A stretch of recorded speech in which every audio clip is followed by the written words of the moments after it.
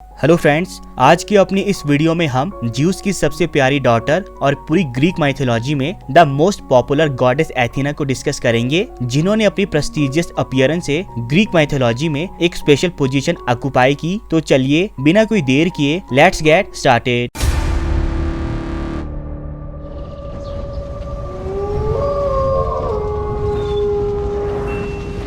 Olympian gods में अपनी दमदार पर्सनैलिटी और अपीयरेंस से एक स्पेशल पोजीशन बनाने वाली गॉडेस एथेना को पूरी ग्रीक माइथोलॉजी में the goddess of wisdom, law and justice, courage, strength, arts and crafts और स्ट्रेटेजिक वॉरफेयर माना जाता है, जो हीरोज और वॉरियर्स की हमेशा मदद करती थी। एथेना ज्यूस की सबसे प्यारी डॉटर थी, जिसके पीछे एथेना के बर्थ इवेंट को रिस्पॉन्सिबल माना जाता है। दरअसल जब ज्यूस की वाइफ मेटिस ज्यूस के बच्चों के साथ प्रेग्नेंट थी, तब ऑरेकल ऑफ गेया के जरिए ज्यूस को ये भविष्यवाणी मिली कि मेटिस से उसके 2 बच्चे होंगे, जिनमें से पहली डॉटर होगी जो अपनी पावर और स्ट्रेंथ में ज्यूस की बराबरी करेगी, और दूसरा बच्चा एक लड़का होगा जो अपनी पावर से ज्यूस का सिंहासन ठीक वैसे ही छीन लेगा जैसे कि ज्यूस ने अपने पिता क्रोनस से और क्रोनस ने ओरोनस से छीन लिया था। ये सुनकर ज्यूस चिंता में पड़ गया। वो अपने पिता और दादा की तरह नहीं हारना चाहता था, इसलिए उसने अपनी प्रेग्नेंट वाइफ मेटिस को एक रेन ड्रॉप बनने को कहा, ताकि वो अपने बच्चे के जन्म को रोकने के लिए मेटिस को निगल सके। मेटिस ने ज्यूस के ऑर्डर को पूरा किया और रेन ड्रॉप में चेंज होने के बाद वो हमेशा के लिए ज्यूस के पेट में समा गई। पर मेटिस को निगलने के बाद ज्यूस का सिर दिन पर दिन बड़ा होने लगा। उसे अब अपने सिर में असहनीय दर्द महसूस होने लगा। इस दर्द का कारण जानने के लिए ज्यूस ने हिफेस्टस को उसका सिर खोलकर देखने को कहा।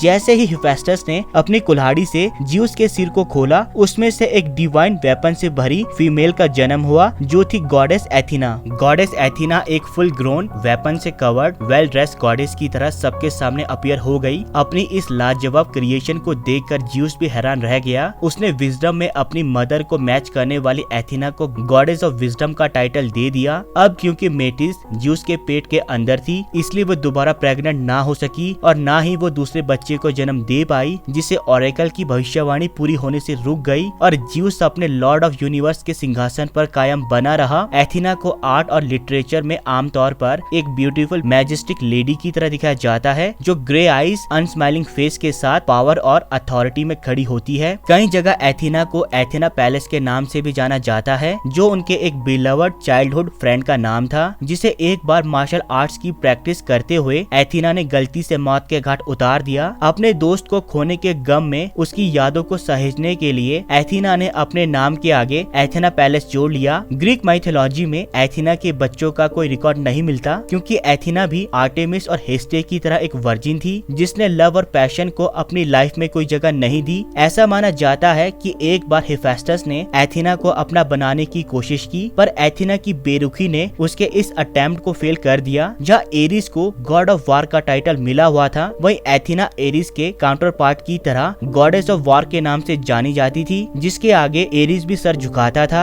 आउल, स्नेक और ऑलिव ब्रांच को गॉडेस एथेना के सिंबल्स की तरह देखा जाता है, जो एथेना की लगभग हर पिक्चर में उसके साथ दिखाई देते हैं। एथेना का अगर कोई सबसे बड़ा दुश्मन था तो वो था Poseidon, the lord of sea. दरअसल पोसाइडन और एथेना दोनों ही the most prosperous ancient Greek city Athens को अपना बनाना चाहते थे, जिसके लिए दोनों एथेंस के पहले राजा सीक्रोप्स के पीछे पड़ गए। पोसाइडन ने सीक्रोप्स को खुश करने के लिए उसकी सिटी को अपने ट्राइडेंट से वाटर स्ट्रीम दे दी, वहीं एथेना ने सीक्रोप्स को एक ऑलिव ट्री दे दिया। दोनों गिफ्ट्स में से सीक्रोप्स को एथेना का गिफ्ट ज्यादा पसंद आया, क्योंकि ऑलिव ट्री से उसे फ्रूट, ऑयल और वुड जैसी 3 चीजें मिल रही थी। इसलिए सीक्रोप्स ने एथेना को इस कॉन्टेस्ट का विजेता घोषित किया और उसे वर्शिप करने लगे। सीक्रोप्स के डिसीजन से नाराज पोसाइडन वहाँ से चला तो गया, पर उसने एथेना से बदला लेने की ठान ली और उसके इस बदले का शिकार बनी एथेना के टेम्पल की पुजारिन मेड्यूसा। मेड्यूसा दिखने में बहुत सुंदर थी, जो वर्जिन रहते हुए दिन रात एथेना के टेम्पल की सेवा करती थी। पर एक दिन जब पोसाइडन ने मेड्यूसा को देखा, तो उसकी ब्यूटी से अट्रैक्ट होकर उसने मेड्यूसा को जबरदस्ती अपना बना लिया। एथेना को लगा कि शायद मेड्यूसा ने जानबूझकर ऐसा किया है, जिससे नाराज होकर एथिना ने उसे एक गॉर्गन बना दिया जिसके एक नजर देखने वालों को पत्थर का बना देती थी।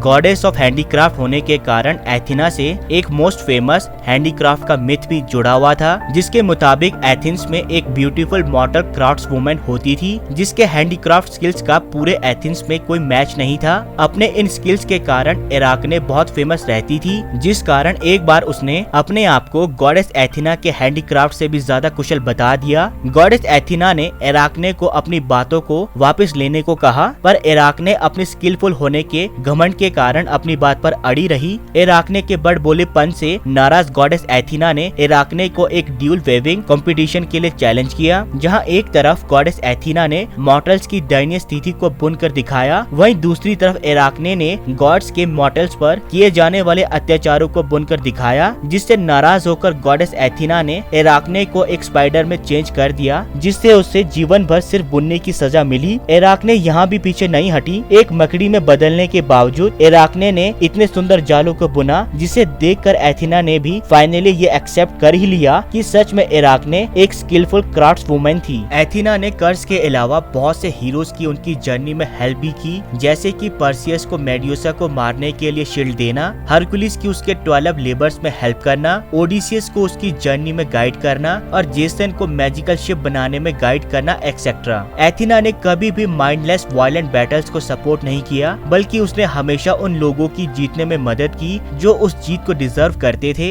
एथिना के अंदर सिर्फ एक कमी थी और वो थी उसका गुस्सा और उसका घमंड। अगर कोई भी उसे अपने से कम आंकने की कोशिश करता था तो एथिना उसे सबक सिखाने में एक कदम भी पीछे नहीं हटती थी। ग्रीक माइथोलॉजी में जहाँ इस गॉडेस को एथिना के नाम से जाना गया, वही रोमन माइथोलॉजी में इसे मिनर्वा के नाम से जाना गया, जो एथिना की तरह ही टाइटल्स को होल्ड करती थी। गॉडेस एथिना के बारे में जो चीज मुझे सबसे ज्यादा परेशान करती है वो है उसका बिहेवियर। एथिना एक तरफ तो गॉडेस ऑफ विजडम थी, जिसके बारे में कहा जाता था कि वो नोबल और ओबीडिएंट लोगों की मदद करती थी, वहीं दूसरी तरफ एथिना मेडुसा को कर्ज देती है, जो सालों से उसके मंदिर की पूरी निष्ठा से सेवा कर रही होती है। साथ ही उस मॉर्टल इराकने को भी अपने से ज्यादा स्किलफुल देखकर उसे पनिश करती है। ये कहाँ तक सही है? एक गॉडेस होकर जेलसी, एरोगेंस और रुथलेस होना क्या उनके इस टाइटल को सेटिस्फाइड करता है? कमेंट सेक्शन में जरूर बताइएगा कि आपको एथिना के कैरेक्टर में क्या अच्छा और क्या बुरा लगा। अभी के लिए इस वीडियो में इतना ही, मिलते हैं अपनी नेक्स्ट वीडियो पर। And please subscribe my channel ताकि हम एक वंडरफुल कम्युनिटी डेवलप कर सकें। तब तक के लिए गुड बाय, मिलते हैं अपने नेक्स्ट वीडियो।